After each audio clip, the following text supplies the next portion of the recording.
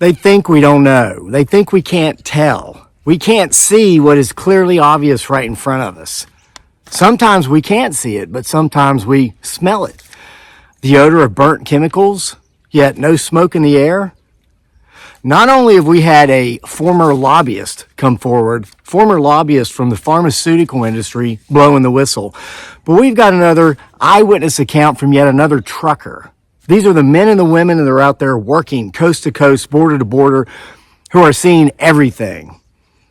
Quickly, to begin with, from the comment section of this channel yesterday, left from Don't Tread on USA 1776.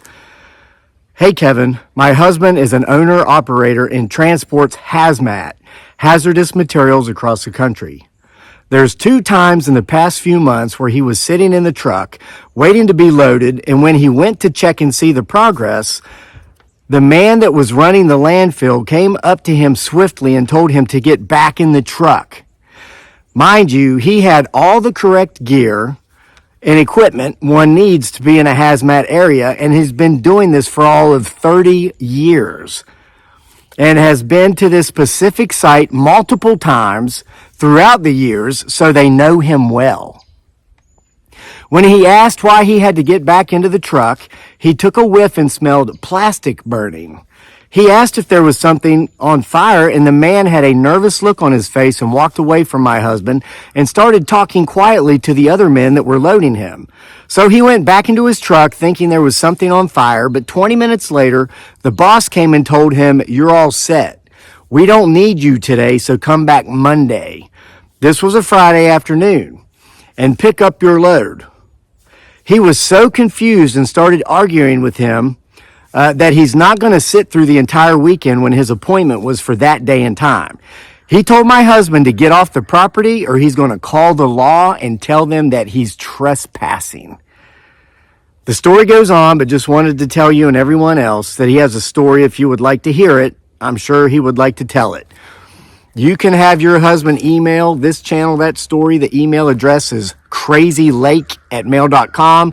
Make sure he gives us permission to use his story and his name if he wishes, but if he would like to remain anonymous, let him have us know that as well, and we will not mention his name. But folks, here's another example of hardworking men and women who are getting outside, living life in society among the people who are seeing that which they don't want us to see.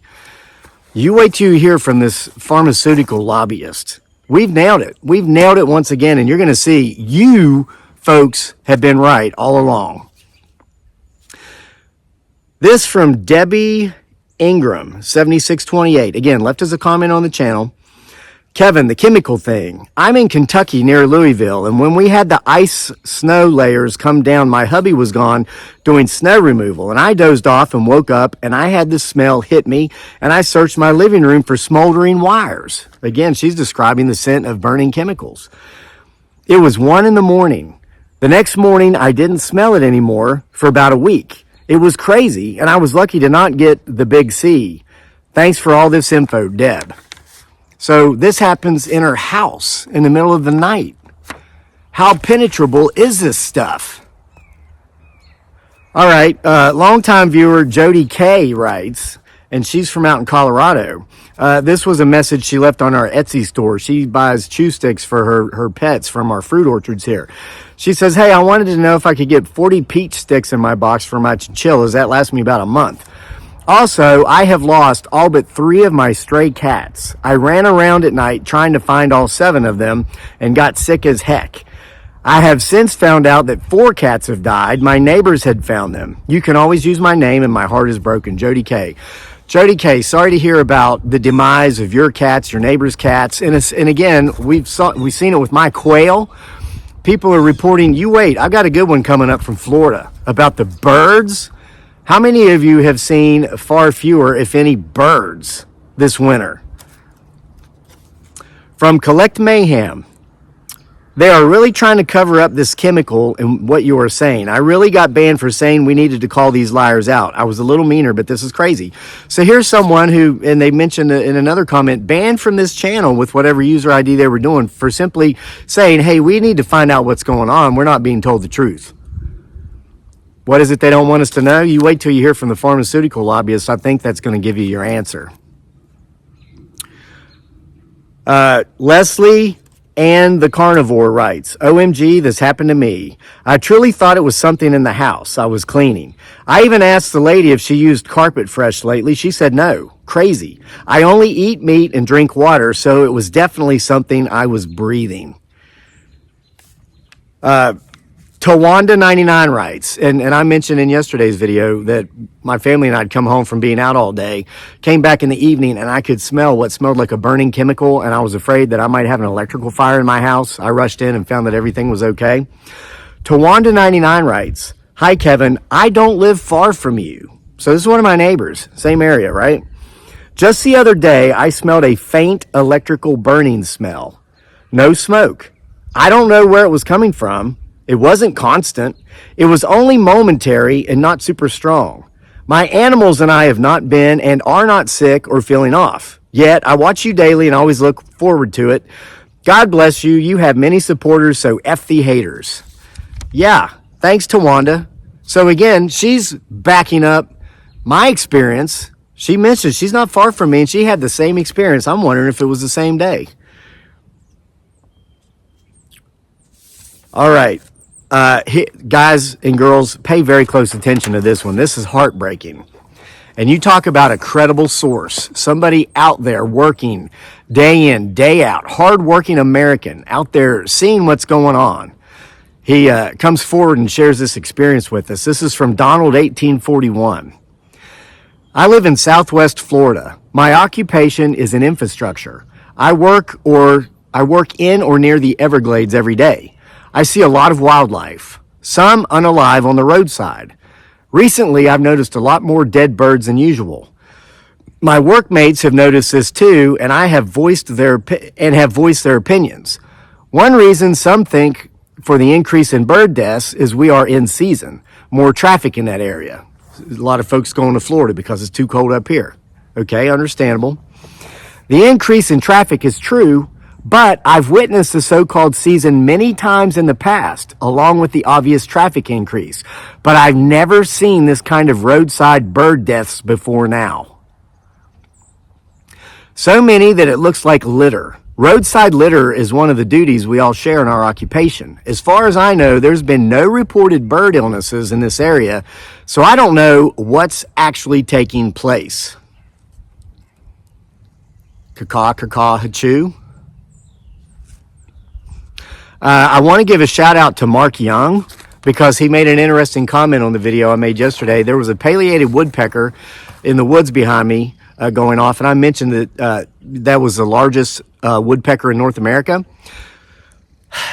I was happy to find out I'm wrong. Mark Young made a comment about the ivory-billed woodpecker. Folks, here's some good news about our feathered friend. So I followed it up and did my own research. The ivory-billed woodpecker, once again, is the largest woodpecker in North America. It looks a lot like the pileated woodpecker, but it's about 50% larger. Its feet and claws especially are much bigger.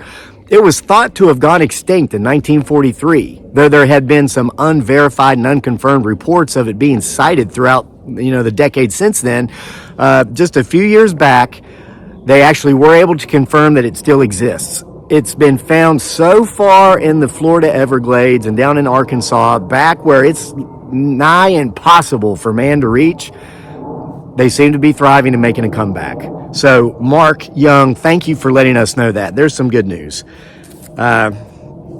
Jennifer Rhodes writes that just yesterday she smelled what smelled like burning chemicals, and there were military-looking helicopters circling above. She lives in Antioch, California. Jericho 3114 writes, I'm in southern New Mexico and I haven't seen much fog, but I have noticed how those puffy clouds sometimes all of a sudden go puff like they're exploding and the sky turns misty looking like they're releasing a substance on us like we're bugs or something. Oh, here's a good one from Brandon Pennington, because yesterday we had a truck driver from the Jersey, Pennsylvania area mentioned that folks were collecting some geese around Gettysburg College Pond that had perished due to caw, hachoo, and they were putting them in the landfill. Listen, Brandon Pennington writes, to the landfill, huh? With caca going around? He says, here in Cherokee County, South Carolina, our landfill is just across a road and uphill from our reservoir. Don't believe me? Google Earth it. Wow. Everybody knows you're not supposed to put a landfill where everything in it can seep into the water system. Don't they? All right. Getting on with it. A couple more, then we're going to read you what the whistleblower, former pharmaceutical lobbyist, sent us. This one is from Amazing Grace 7712. Hi, Kevin. We're from Corbin, Kentucky, and my husband smelled a very odd chemical in the air Tuesday of last week, and then he got sick the next day. I got sick, and my two sons got sick. Same symptoms you read, but I had a fever, and my whole body was in pain. As fast as it came, it was over in 3 days. But they think nobody's noticing. We're all over the board, all over the world, because we're getting stories like this coming in from other countries as well. We're not as stupid as they think we are. Seamus Dodd writes, hey, Kevin, that fog definitely had a very strong chemical smell and taste. We had it in Renfrew, Ontario, roughly 3 weeks ago. Like I was just saying, somebody from Canada. I am 55 years old and have experienced fog many times, over better than half a century. In all those experiences, I have never seen fog with particles that thick. Normal fog appears as a very fine mist, not particles, that are larger than most of the snow flakes that fall. It sure as heck doesn't smell and taste like chemicals. Keep up the good work. Remember to always watch your six. These folks do not play well with others, especially when you get too close to the truth. And sir, you are not just knocking on their door, you are kicking the crap out of it. What is coming is only the tip of the iceberg. Stay safe. Thank you, Seamus Dodd. And with that, we're going to go on to the message we got from the whistleblower to prove that Seamus Dodd up in Canada is right. I am kicking the door down. Listen to this. Kevin, you finally put 2 and 2 together, but alas, you still don't quite seem to have figured it out. So I'm going to paint a simple little picture for you about what's going on, and you can share this information with your viewers. Many of them already know what's going on. I thoroughly follow the comments on every video you post to see who's close, though I never comment myself. You can refer to me as Charlie, because though that is my real name, I know it's common. My last name or any other trackable personal information about myself will not be revealed here, now, or ever. But once I share with you my knowledge based on actual events and experiences I had over a 30-year period, you'll understand why I am choosing to remain anonymous, other than allowing you to use my first name. I started life after college as a pharmaceutical sales rep. I majored in biology in college and thought about teaching and being an actual pharmacist, but I couldn't stand the constraints of either the classroom or the pharmacy. I'm an active, outdoorsy people person, not too unlike you, Kevin, and I needed to be out moving around, getting what used to be fresh air, and have long-winded conversations about a bunch of nothing, so I got into pharma sales. Plenty of travel, plenty of long-winded conversations about a bunch of nothing, at the end of which a pretty nice paycheck would come my way. I made a fortune pushing pills on docs who would then turn around and push them on patients, whether it really was the best for them or not, and then I would be heavily compensated with the kickbacks. Honest man. By the time I had been a pharma sales rep for 10 years, I dominated my region. And the cool thing was, I didn't even have to pitch pills anymore, as all I had to do by then was simply show up every other week or so to see my biggest clients and take them out to fancy dinners and wine them and dine them and shake their wobbly drunken hands at the end of each meal and listen to the beautiful little sound of cha-ching, cha-ching in my head every time I did. And then I was approached by our corporate leadership and sent to Washington. That's right, Kevin, as a pharmaceutical lobbyist. Kevin, this is when things went dark, and I mean really dark. Early on, before a drug would receive FDA approval, the people involved with making the decision of whether or not to approve it were very thorough. They not only researched the drug being pitched itself, but they would study alternative treatments and remedies for whatever the drug was meant to treat or remedy, and if there were safer, more known options, so to say, the drug would be extremely tough to get past and a lot of times wouldn't. The concern back then in the old days was about people putting too many unnecessary synthetic drugs in their body. What might happen if people began treating every little old nothing problem they had with pills rather than proper rest, diet, and an exercise regime? You see, Kevin, I do watch your videos and pay attention, and when you said this yourself in a recent video, almost word for word, that's when I realized you were there. You just weren't seeing what was right in front of you, hiding in plain sight. So now I'll explain. It's all about the money. The huge push for medications in America, which yes, started hugely 2 generations ago, was never about advancements in health. It had nothing to do with creating a healthy population. Rather, it was to create an unhealthy population for profit. Are you surprised? Kevin, we have 30-year-olds walking into doctor's offices and medical clinics in the U.S. because they had a bad day, and turning around and walking out with a litany of prescription pills that they're told will be their cure-all. Forget about the long-term side effects, addiction, and the subconscious psychological decision to literally give up all personal responsibility for one's health, turning instead to a pill. Kevin, 90% of what ails people in our society, especially before they are truly old, could be taken care of with proper diet and exercise.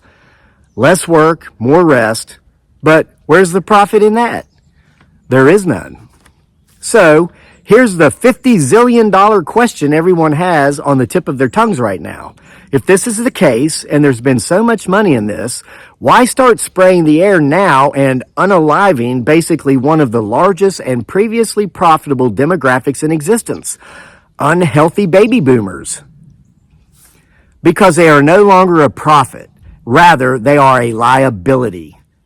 And Kevin, you have an investment background. What do you do with an asset that no longer produces but is now taking losses? You get rid of it, Kevin, and that's exactly what's going on. These folks being targeted were once heavy profit centers for Big Pharma.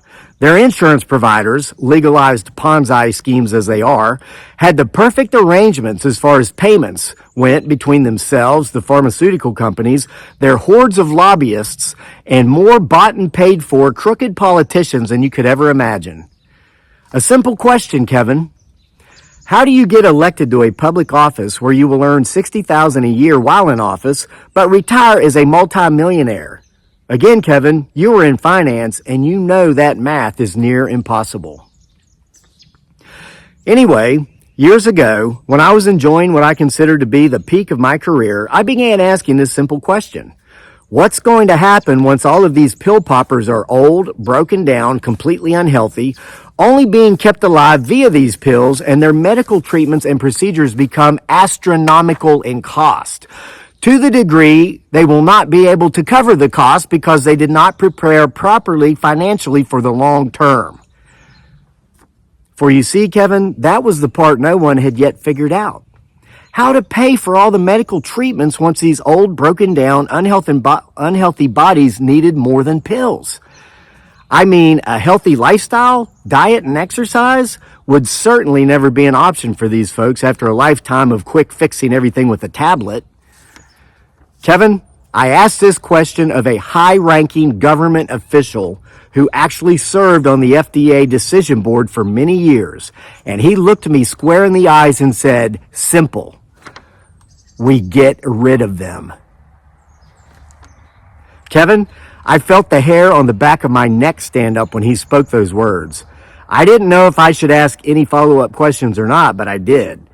I laughed nervously and said, how would you get rid of so many? You're talking about literally half of the baby boomer generation, which, up until Gen Z, was the biggest generation of Americans in history.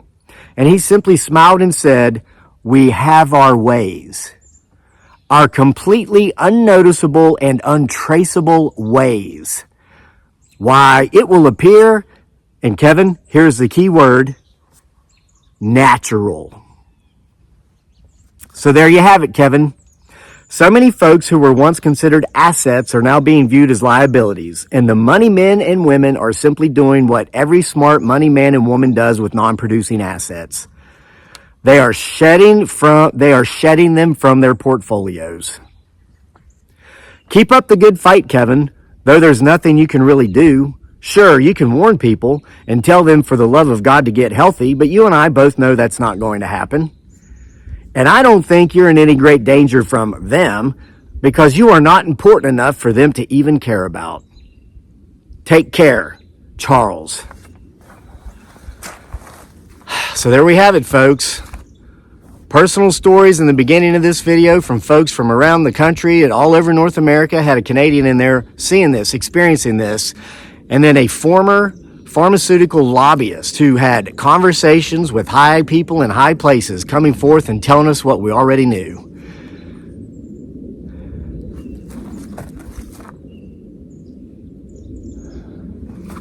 It's all been by design.